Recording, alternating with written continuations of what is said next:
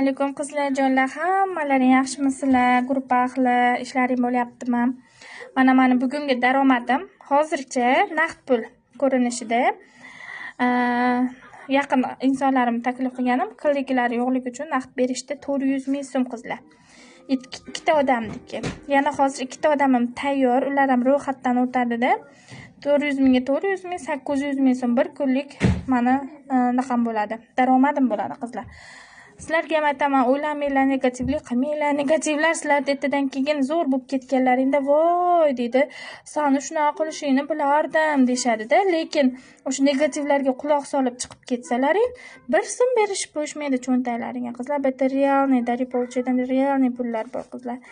Bu qimor emas, piramida emas, foiz emas, ribo emas. Qizlar, bu hamjamiyat loyiha. Maqsad kambag'alchilikni qisqartirish. Mana ko'ryapsizlarmi? Taklif qilaman, qiziqqanlarga ishimni 100% o'rgataman. O'zim liderli lavozimidaman qizlar. Mana 8 yillik sertifikatman. O'sha ishlarimni qolgan kompaniya, korporatsiyalarda to'xtatib, daripolchaga kirganman, mazza qilib kunlik daromadim.